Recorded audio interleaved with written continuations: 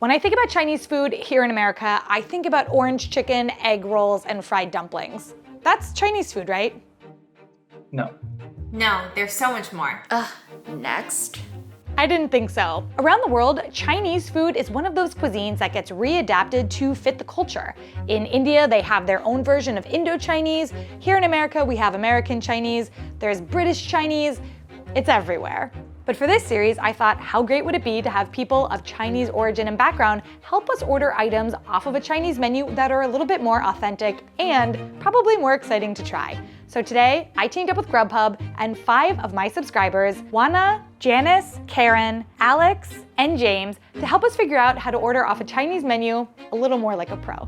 Grubhub has given us all a discount code. If you use my name Beryl at checkout, it will give you $5 off an order of $15 or more. Food is here.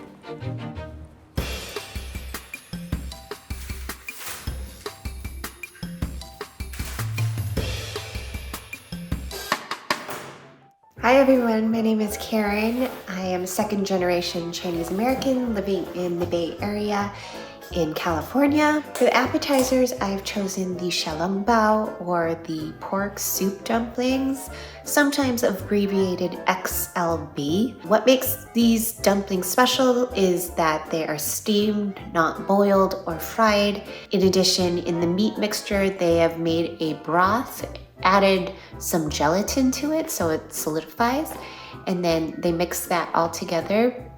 So then when you steam it, the broth melts and liquefies again, and then you have soup in your dumpling. I didn't really grow up eating these, but my children and I, we've discovered this together and we enjoy it so much, and I hope you do too. I have definitely had soup dumplings before, but I figured just because it's common here in New York City doesn't mean that this is a common order everywhere else, so I definitely wanted to feature them. I love these. So we're gonna do as Karen recommended. Oh, I don't think she recommended that. Okay. Oh no, the juice. I think that one. Take 2. Does this one have any liquid? Okay, well, good soup. There's usually a lot more liquid. I'm gonna blame this one on delivery. This might not be the best type of dumpling to get delivered. It got a little rustled and tussled on the way over here, you know? It's a good dumpling. I like the stuffing inside of these. It's really full, like there's a lot of meat inside of these. Soup dumplings are definitely one of my favorite things, but I think in retrospect, this probably wasn't the strongest start because these are kind of delicate, and so like if they break on the way over, you just have a dumpling, which is fine. But the soup I think is on the bottom of the bowl. You know what? Let's do the next dish. Hi everyone, my name is Alex. I'm originally from Anhui province in China, but now I reside in Canada. Hi everyone, my name is Wan Na, or One Pot Wellness here on YouTube. I currently live in Indianapolis, Indiana, but I am originally from New York City, and my parents immigrated here from Guangzhou, China. From the appetizers, I have chosen 1,000-year egg with green pepper. It's made from duck eggs long preserved with clay, salt, ash, and etc. The egg white turns into a dark, translucent, jelly-like substance, whereas the yolk becomes creamy and dark gray or even green in color. The texture of the jelly-like egg white adds some fun chew to the congee and also adds a little bit of funk to an otherwise very neutral flavor of the congee. In Chinese restaurants, we usually have it as a cold appetizer with minced chili pepper, soy sauce, vinegar, and sesame oil. And I hope you enjoy the century-old egg as it should be served. This dish is definitely outside of something that I would typically order. I have had a century egg before. It was in one of my very first episodes. I had it with congee. The thing was, I just had it like out of the carton on the congee. This century egg, covered in all types of sauces. I'm excited to try it. I liked it the first time. I like funky things. Yum, I really like that. And I like the pepper. There's really a great contrast between this. The century egg is creamy and the pepper is crunchy and spicy. That is very good. I think that the ingredient in this dish that probably deters people from ordering it is obviously going to be the century egg because it's extraordinarily different. That's fair enough, but don't be scared of it. The first time that I had it just on its own, it tasted a lot stronger than having it here in this dish with all the different flavors around it. I would definitely say this is the way to go for your first time because there are so many things happening. It's a delicious experience. It'll be something new, and I honestly think that almost anybody would like this, unless you're like a very picky eater. But I think that there's a lot to love here. Definitely would recommend this. For sides, I have chosen the stir-fried bean curd with green peppers. The main ingredients in this dish are bean curd or tofu skin and green peppers.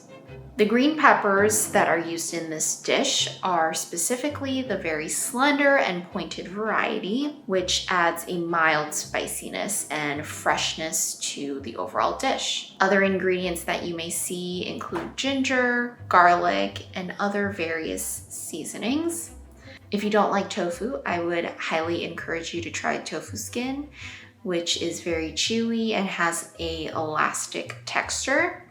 And when rehydrated, it is able to absorb all of the flavors that makes it super versatile and easy to incorporate in many dishes. I've seen tofu skins at the store. I've never done anything with, I see them and I'm like, oh yeah, tofu skins, that's cool. Let's just try it on its own. It's chewy. No, it's not chewy. Chewy makes me think of like gum. It's a great texture. I don't know what the texture is. It's like I don't know. I don't know what it is. I don't know what the texture is. It's great. It's not crunchy, but it's not like chewy. I'm not doing my job very well right now. Oftentimes when I do these episodes, there's a lot of overlap of people recommending the same dishes. This episode, not really like that, so I wanted to make sure that I included some vegetarian options. This one is definitely a winner, super packed with flavor. In some cuisines, vegetarian options are kind of like weaker, but I feel like there are other cultures where vegetarian foods are not vegetarian, they just don't happen to have meat. And I think Chinese food is like that. You can get these amazing, beautiful meatless dishes that aren't like an afterthought. This is one of them. Even if you don't like tofu, I think you would like this because this doesn't taste like tofu. The light is shifting so much right now. These clouds are going to make me want to scream. Don't they know I'm trying to film a video? I've been thinking about it, and I think the word bouncy is a good way to describe the tofu skin. Otherwise, I would just say it's textured, and that's one of the amazing things about Chinese food, that it's as much about the foods and the flavors as it is about the textures, and that makes it very exciting to eat. My name is James. I'm Chef CEO of J Chain Kitchen based in Kansas City, Missouri. And I actually grew up in my dad's Chinese American food restaurants. So since this restaurant that you picked is Szechuanese food, I highly suggest first getting something to drink to tone down the heat. There is a really famous Chinese herbal tea called Wan Na. It is made from a blend of various herbs and spices, including honeysuckle, chrysanthemum, dandelion, and among many other herbal extracts. It's supposed to cool you down based on the yin and yang philosophy of where spicy food is hot, you want something cold to combat the hot inside your body. This was perfect timing. I was getting a little thirsty. Oh, this tastes like just like a sweet tea. It's sweetened tea. It's nice. Kind of like a little bit weedy and not super herbally. This is good. It's sweet, but it's not too sweet. There's also like an aftertaste of mint in this maybe. Kind of makes your mouth a little like, I like that. It definitely helps cut all the spice. There's a lot of chilies in here, and it just helps kind of cleanse your palate a little bit because the drink is not overbearing. This is good. Yeah, get this. Hi, my name is Janice. I was born in Nanjing, China. I moved to the US when I was 6 years old, and I currently live in Raleigh, North Carolina. The second dish I've selected for you to try is acid bean minced pork, or suando jiao zhou mo, which is a classic Sichuan dish.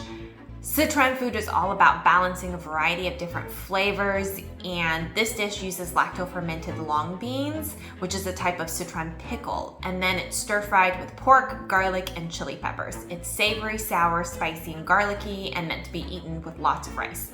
My dad used to grow and ferment his own pickles while I was growing up, and this was always one of my favorite dishes when I was a child. I made this dish on the channel. It's funny because it's called acid beans, which that's a really intense name for a dish, and I probably would have been like, I don't know about that. But yeah, fermented long beans with minced pork, throwback to the fermented foods episode. I'm excited that I'm gonna be able to compare this now to the dish that I made. When I made it the first time, I was fully obsessed. I love seeing it come 360. Here it is again, but now I know what's up. I shouldn't have done it that way. This has more red chili than mine did. I'm trying some on its own here. Yum. One of the things I love so much about this dish is how crunchy it is, and there's that kind of lacto-fermented taste from the long beans that is so good. If when you ever order Chinese food, you order a minced pork dish, get this instead if it's on the menu. It is so yummy. And even if you can't order it from your local Chinese restaurant, I'm leaving a link to the other video with the recipe so that you could try to make it at home. It's simple, and this is absolutely still one of my favorite dishes. I think I'm also really excited because now I know for sure that I made it right the first time, and I'm like, ah.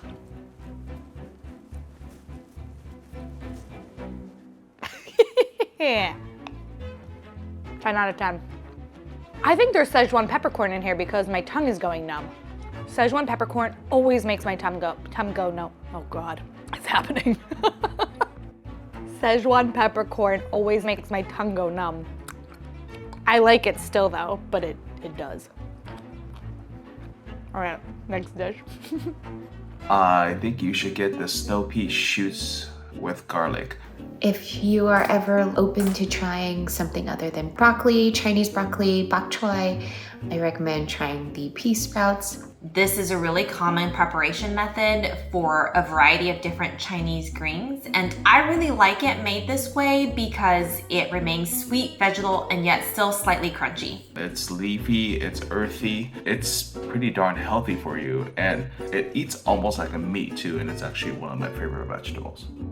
Okay, so I just want to say before I try the next dish, it would not be a delivery episode if my little friend wasn't here with me.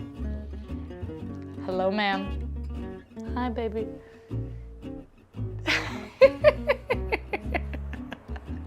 Always looking for scraps.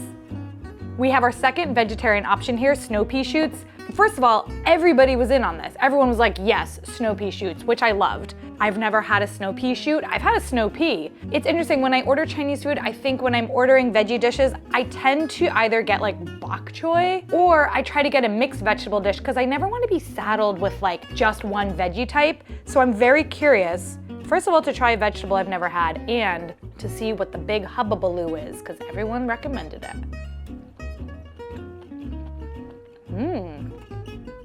Kind of tastes like water spinach. Also kind of tastes like bok choy leaves. This garlicky sauce is really yummy. I would definitely order this again. This is great. Have some rice with this one. It has a very delicate stem, so you're not like eating anything that crunchy or hearty, but the leaves have a lot of structural integrity, so there's still like a good kind of bite to everything. The sauce is mild, so if you're looking for something that's like not super robust in flavor, I think this would be nice, but also I think that this dish, because it's a little bit more mild, pairs well with all of the things that I've had so far that have been a lot bolder. It's a really nice complementary dish. I don't know if I would want to eat like just this as my meal, but that's also not what Chinese food is. It's not about ordering one thing just for you. It's about sharing with the table. Actually, I have a question. This is a real question. I hope you're listening. I put this on my Instagram and I got in like the middle of a firestorm. So here's the question, and let me know in the comments. You're out to dinner with a date or a friend. You've known each other for a minimum of 6 months, and I only say this because like you're comfortable with one another. It's fine. Do you think it's okay for each person to order their own entree and have that entree be the exact same dish? So 2 people at a table, 2 dishes that are exactly the same. No sharing. This is mine and that's yours, and you're gonna eat the same exact thing for dinner. I think no, and I got in a lot of trouble for that. I was like, that's a red flag. You have to share food. My main thought is like, I wanna try everything. I don't wanna be saddled down to one meal, which is why I love cuisines that are family style, like Indian, Chinese, actually most Asian cuisines are family style, and I love that. You get to have a lot of little tiny things, you get to kind of feast on it all. Nobody's, you know, this is mine. I know I'm gonna get in trouble in the comments. Let me know what you think. I'm open. I'm not gonna change, but I am open. Okay, let's do the next dish. You also should try a dish called ants climbing on a tree. And that's actually a direct translation from the Chinese words. In Chinese, it's called 蚂蚁上树. And it's called that because it's bean thread vermicelli noodles that's been rehydrated. And then it's stir-fried with doubanjiang, which is a preserved soybean paste. It's also stir-fried with ground pork. And that's where the ants on the tree comes in. Supposedly, the bean thread noodles with the piece of ground pork looks like the ants, bean thread noodle looks like the tree. It's a really popular dish in China and also in Taiwan, where I'm from. The preparation methods are different, but the essence of the dish is still the same. It's not a very hard dish to cook. However, it is a hard dish to cook right. So hopefully they do it right. Another dish, never heard of it. If I had seen something like ants on a tree, I mean, I don't know, maybe I would have ordered it, but I don't know. These noodles, I've never had this type of noodle before. It's like a glass noodle, but it's a mung bean noodle. I am very excited to try this. There's also not very much pork in this dish. This is mostly a noodle dish. Oh my goodness, that's so good. That's so good. I think this is my new favorite noodle. The texture of this noodle is the most noodly noodle. It's noodling so hard that oh my God. There's a lot of Szechuan peppercorn in here. I'm gonna be stumbling over my own mouth soon. The dish is spicy, but it's coated in like this beautiful pork flavor. And the noodles are bouncy and chewy, like you bite down and they bite back. I love it. I think that this dish is also kind of defying my expectation of what Chinese food tastes like. This isn't what I thought Chinese food was. But like, what did I think Chinese food was? Like orange chicken? Is that what I thought it was? Maybe. Like I knew it wasn't, but I didn't know it was this. This is special. I love it. Wow, there's been like a few dishes today that I've been like actually, okay, all of them except for the pork dumplings. The soup dumplings were a little bit of a whoopsie. They're good though, you should order soup dumplings, but just maybe not delivery. I was thinking about this and I have a question and I would love to find an answer in the comments, but when I think about Chinese cuisine, I also don't really think about it as being like hot, as in you have to blow on your food because it's gonna burn your mouth before you eat it. But in a lot of European foods, definitely in America, like your soup comes out boiling, you know, like your food is hot before you eat it. And I'm curious, like, is Chinese food meant to be eaten very hot, or is it more, generally speaking, of like a room temperature cuisine? I feel like oftentimes when I'm eating Chinese food, I'm eating it more room temp. And I love that. Like the rice is really warm, and then the rest of the dishes are kind of like a contrasting sensation.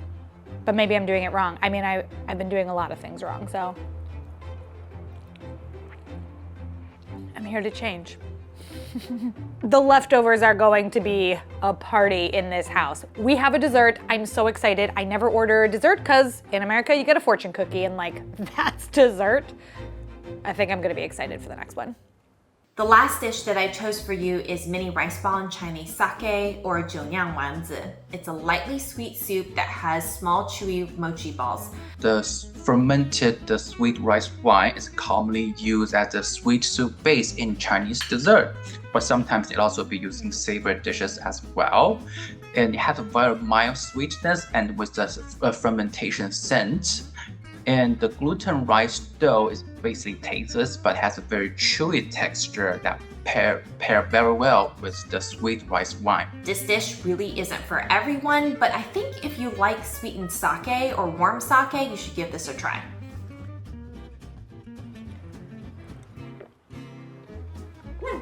I just love this tea, by the way. I wanted to cut back to it.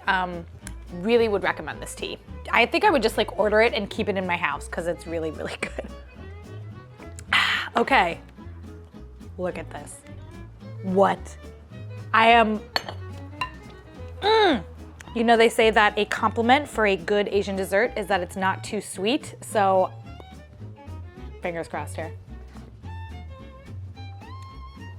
Whoa. What did I just eat? Not too sweet, that's for sure. It's like, I don't know what's happening. There's so many textures here. These rice balls are very soft and not so much chewy. They're not like tapioca. Like you bite in and they just kind of, they get soft, you know? They don't have that spring that like boba has. The sauce that this is in has like a bit of a,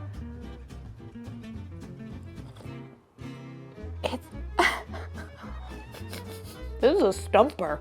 I'm failing here because you know what happens? You know what it is? It's like when you have something that you've never had before and you didn't even know that something like this could exist, like how do I describe something that I'm truly baffled by? All I can say is that it's not too sweet and that it's got like a little bit of savoriness to it. And I guess that's the sake, but it's like a very, very thin, light, slightly savory syrup. But when you say syrup, you think sweet. Don't think that. Think thick water with a bit of sweetness. That doesn't sound great though. And this is really nice. I don't know if I could eat the whole bowl though. But also, you know, this is obviously probably meant to be shared. So maybe I'm not responsible for the full bowl. I like it. I don't love it, but I like it. This is truly new for me. And that's also fabulously cool. Wow, what a day. What a day. I mean, that's it. Like how many dishes did I do? 1, 2, 3, 4, 5, 6, 7. 7 dishes today. Oh, 8, because I drank this can of tea. I am so grateful for this experience today. I learned so much. I feel like, especially in America, Chinese food is very misunderstood as to like the difference between the American version of it and more authentic Chinese dishes. And here in New York, they're all available. I just have never known how to start, and now I feel like, yes, I know how to start, and I'm super inspired to try more. Let me know what you think of this episode, and I want to say thank you so much to everybody who helped us out today. Everything that I ordered is going to be in the description, as well as everything else that everybody recommended. There are some amazing dishes out there. Just a reminder that Grubhub did give me a $5 off coupon. If you use my name Beryl at checkout, it will give you $5 off an order of $15 or more, so you can try a Chinese feast that might expand your palate a little bit as well. Until I see you in my next episode, here are 2 other videos in our delivery series. They're all a hoot. I will see you guys later.